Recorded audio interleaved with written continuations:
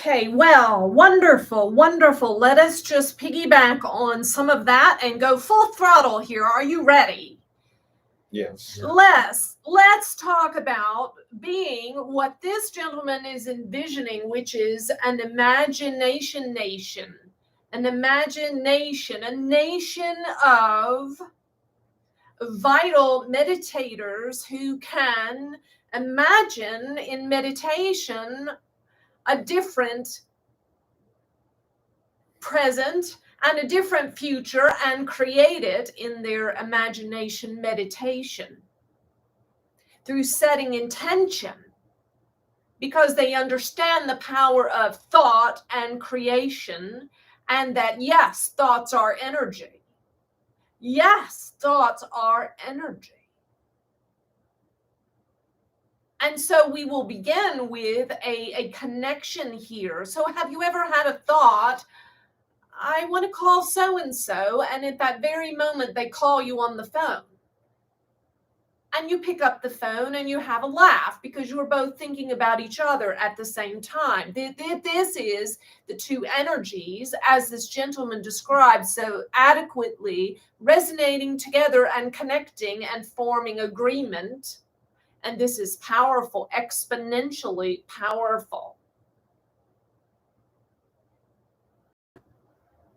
And this is exactly what channeling is like. This vessel has the intention to connect with us. We have the intention to connect with her, and we both get on the line together. And you see, this is happening all the time for all people. It's just that many people are asleep and they simply don't answer the phone. That is all. And were they to awaken to the reality, even through in this moment, through this message that someone is calling, and they answered the phone, there could be some glorious connections. And some of you, even in this room, have begun to be aware of a spirit guide that you weren't sure of, or perhaps had some inkling of, or maybe didn't know at all. And now you are developing a relationship with that spirit guide, and you're getting on the phone with them quite regularly, and they with you. And there's a lot of power happening from it. Now, let us get back to imagination nation. Thoughts and energy. You see, your thoughts are creating your reality all the time. Everything begins in the mind with a thought energy. Scary thought, is it not? And so some of you may have been introduced to and perhaps are even have been around for a while in this scene of being creators of your own reality. Perhaps you have heard about this law of attraction. You get what you attract. What is happening to you is something that you have created through your attraction, through your vibration. Well, a funny thing about people in this scene is this. They love to acknowledge that they've attracted the really good stuff. Wow, I attracted that. Wow, awesome. And yes, you should pat yourself on the back when you attract things that are what you want. But then a breakdown many times, most of the time, happens when one attracts the things they do not want. And the ego steps up and says, well, let me point a finger at this or that or the other or that person or this circumstance or my mother and my father did this to me, and on and on. And then victim mentality, and they stop for a moment believing in the law of attraction. And we think perhaps they don't really believe in it at all. And so this is the way of a master. The way of a master is the master knows that all the time, in all situations, they are creating their own reality. So if people in their world are being crazy or negative or stealing from them or abusing them or whatever may be happening, They have somehow attracted this. And this is a very hard truth. It is very difficult to hear, but it is true nonetheless. And so a master begins to take full responsibility for everything in their world. You are creating everything in your environment in this very moment. Everything. And so if you accept that as a truth for you, if you cannot, we understand, and you will find that over time it will bear to be a truth. Now, this truth was most difficult for this vessel to accept.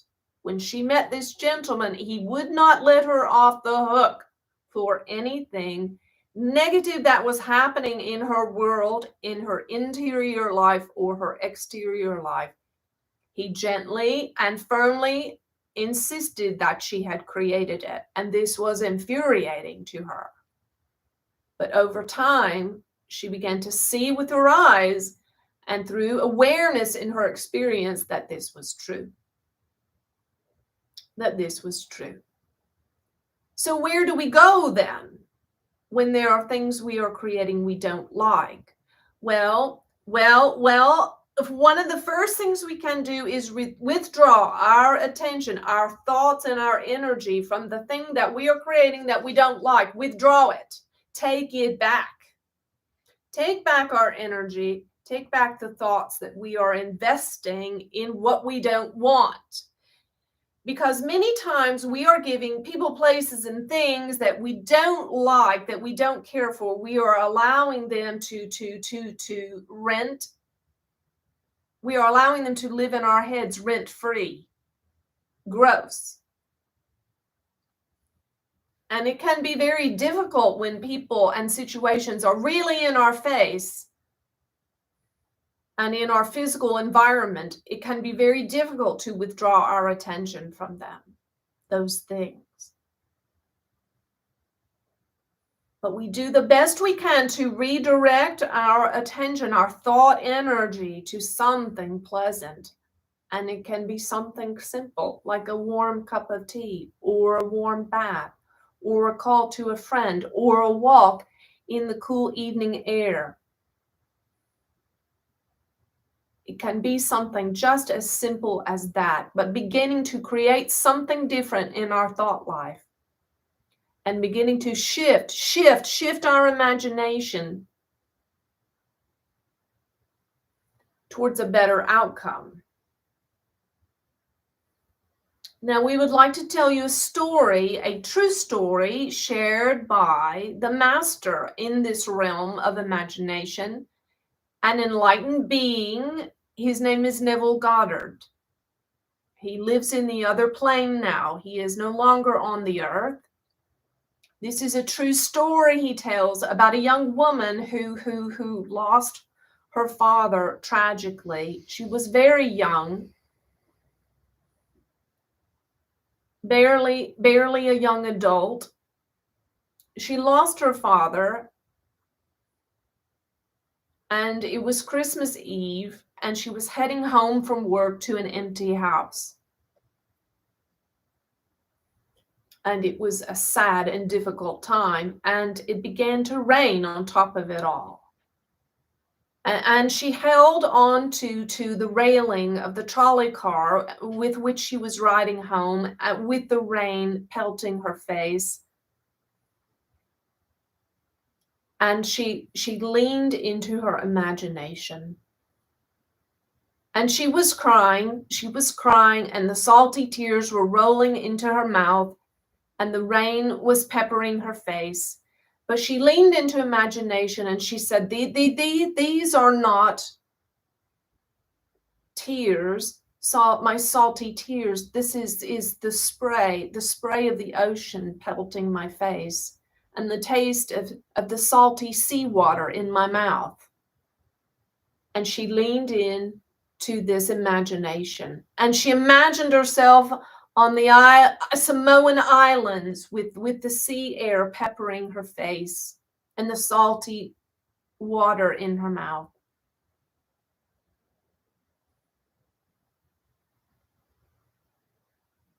And she continued on with the difficulties of her life for a few months after that time. And then a letter came, and some money from a recently deceased aunt.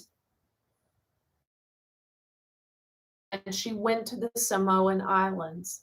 And there she felt the salty sea air on her face and the taste of the salty sea air in her mouth.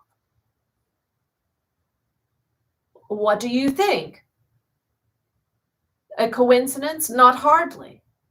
She used her imagination to create a different outcome for herself than the one she was experiencing. And she was just childish and young and what you might call stupid enough to allow herself that moment of fantasy. And in the doing of it, she created something wonderful.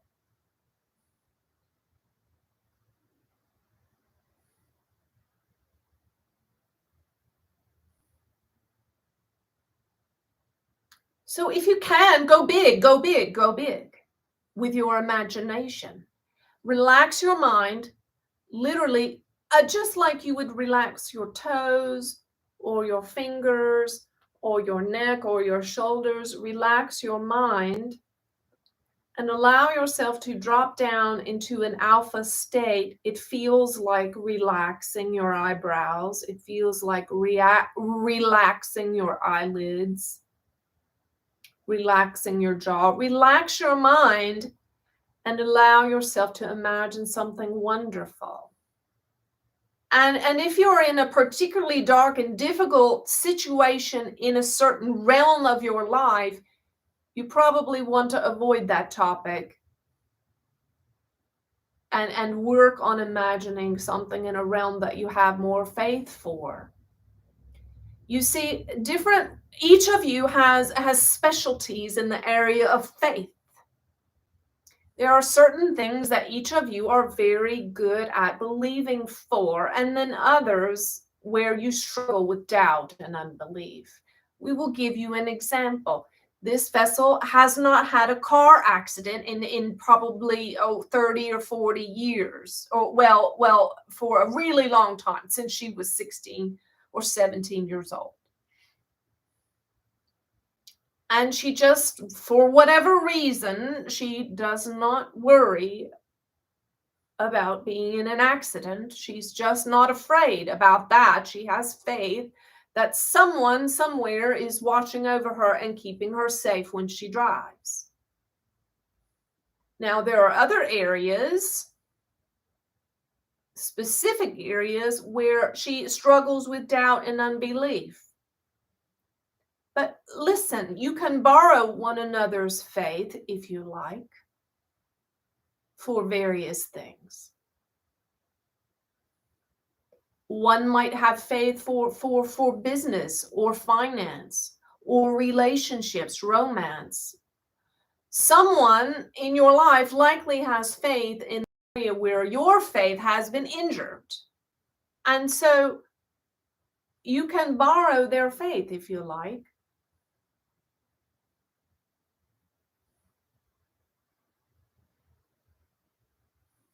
But begin to imagine and create in your imagination to the best of your ability. Now, let's bring it home a little closer to home. I'm not talking about the really big stuff now, but the simple things in a practical sense. You can begin to imagine the next upcoming segment of your day like this. When you leave here, perhaps you sit in the car for a minute, close your eyes, relax your mind, and imagine what you want to come next.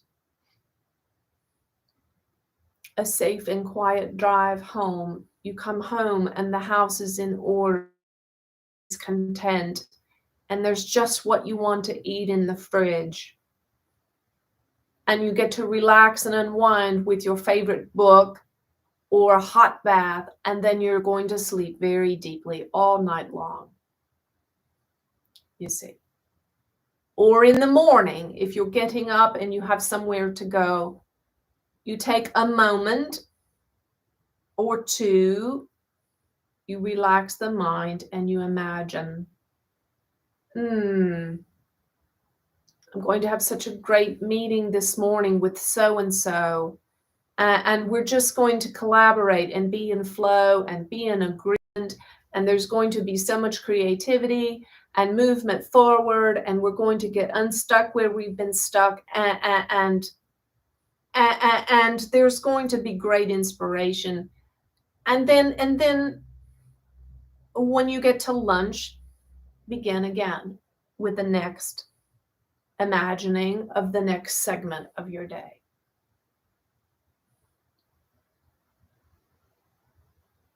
And if there's just lots of negative energy around the thing, try to distract yourself with something different until the answers come to you. Okay, any questions? They don't have to be about the topic. They can be about anything at all. I have a question. Yes, please. Can you talk about when we know we can manifest and then we try too hard? We feel ourselves trying too hard to concentrate or to will something to happen. Why do we get in our own way with that? Well, when you feel that, it's kind of like I'm going to manifest unicorns and rainbows. And we know that does not work. So the difference is, you see, it's very subtle, because there is an imagination that comes from relaxation that is easy, and it comes from a more meditative state. And then there is imagination that is fear-based, that has a tension to it and an anxiety.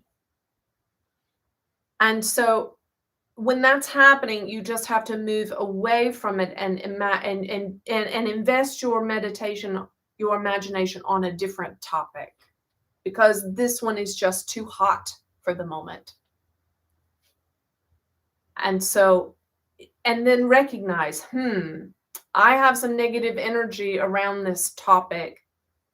My imagination meditation here feels more like forced, and the energy around it is not good.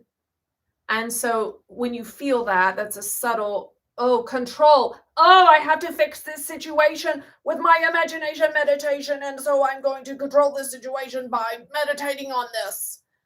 So had what she felt was, and she tends to judge herself harshly, but she felt in her younger years that she was a very controlling person. And the way she got free in this area was she began to understand that when she felt the compulsion to control, it was because she was afraid. So the order of the day was to give herself compassion for the fear that she felt, and to acknowledge, I feel really afraid about this, and just to love and nurture herself just like she would a child. You see, for when you're afraid about a certain thing, if each of us has an inner child, and this inner child is the closest part of us to our God self, you see. This is very important to understand. If you want to be your God self, the God that you are in the earth, then get really, really tight with your inner child. So if your child came to you and had watched a scary movie and was afraid to go to bed, you wouldn't chastise them or scold them. No, you would comfort them. You would love them, nurture them. You would help them to overcome their fear. So we must treat ourselves, our inner child, as a loving parent would, you see. So if you have a lot of negative energy around a thing and let's say you're attempting to meditate or create, manifest something different there, but you can feel that that tension. It doesn't feel like flow and ease and delightful and childlike and imaginative. Then that's where you stop and you look inside and ask yourself, what am I afraid of? And let that bubble up in you. And then when you see it, spend some time loving yourself in the fear. And let the fear run through you, feel it viscerally and physically, and let it be discharged. Fears that are acknowledged and that are discharged energetically, they leave, and that's it. You see, everything comes to go, it comes to go, it comes to go. The problem is when we try to fix it with whatever we're doing, meditating or manifesting or whatever, and instead of just letting it go.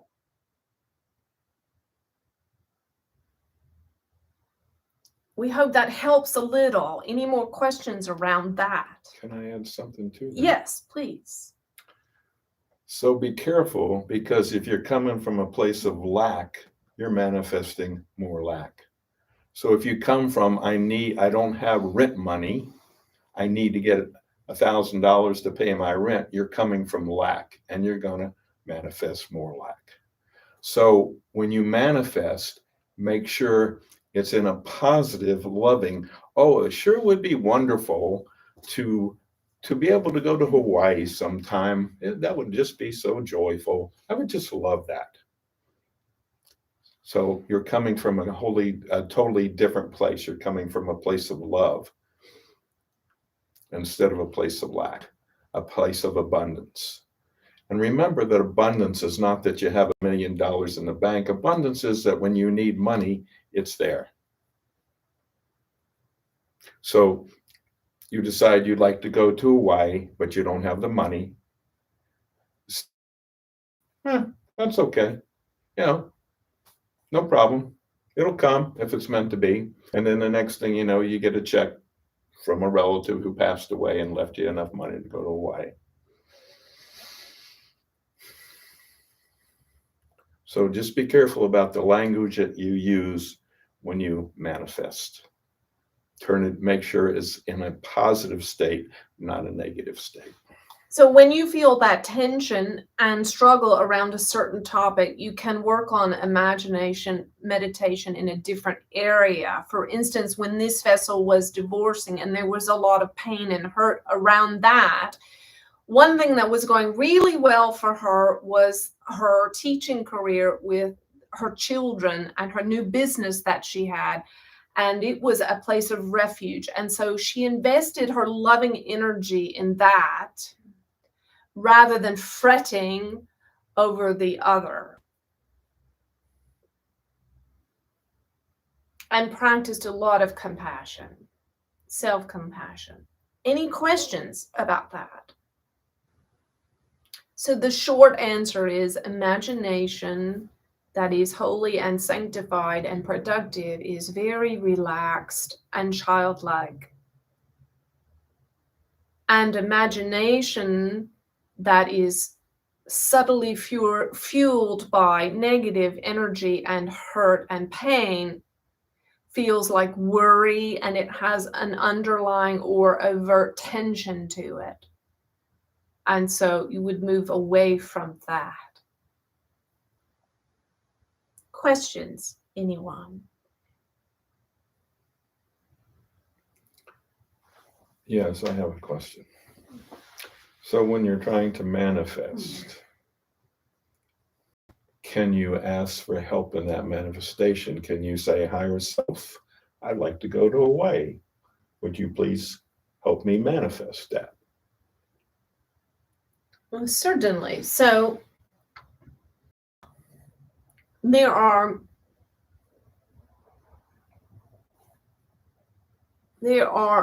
4 different sources of help in manifestation. There is your higher self. There are other souls, human souls around you in your 3rd dimensional life. There are angelic and cosmic beings, and then there is Source herself, Source, who is the knowledge, the holder of all wisdom. And so all of those resources are available,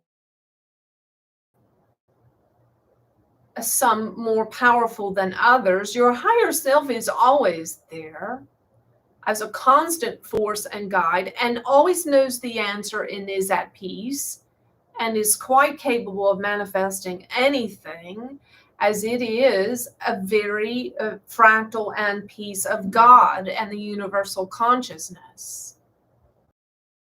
Sometimes, though, however, the higher self is restrained by egoic pain, restrained in some way, but it is there nonetheless. And so it is, anything that we say or anyone else says to you should only be a confirmation of what your higher self is already knows and is already whispering or shouting at you, you see. So angelic wisdom and other cosmic wisdom is there simply to point to what you already know, and perhaps to illuminate some perspective that you haven't seen. But it is always up to you what you will or won't do with a thing. And we don't pretend to know more than you. There are some angels and cosmic beings that do know more than you, and others that do not. And so in every case, you always take what you like and leave the rest. And you must trust your higher self, your God part, to lead and guide you. And that guidance of your higher self always feels like peace, like certainty, like surety and a knowingness. And ego always feels like pain, hurt, and fear. So if you're feeling pain, hurt, or fear, or sadness, you know that that's the ego. You don't have to trip over it. And you know that it's you. It's not someone else, it's you. You see, that was a huge revelation on the path towards enlightenment for this vessel to understand. It's always me. I'm the one who's creating it. Yes, there are other people creating their realities, and yes, sometimes our energies entangle and so on, but ultimately it's me. I'm the one creating my own reality. And so to sort it out, what is me? What is my egoic self? What is my higher self? My higher self always knows and feels sure and certain and at ease and confident and at peace. And my higher self always is loving me and others. And my higher self is never judging myself or others, never. That is my higher self. My egoic self and all of its various parts are fearful, afraid, sad, judgmental, dispassionate, and so on. And so part of the practicality of moving towards being the beautiful true you that you are is that when you're feeling all those other things, the judgment, the sadness, the fear, the anxiety, whatever, that you don't cooperate with them and you don't act or make any decision or movement upon that energy. You refuse to partake of that energy. You wait until you're in love, in peace, in confidence, and then you move if there is an action to be taken. And that is why one of the most important actions to take on the road to enlightenment is the action of inaction. To know when to not do anything is crucial.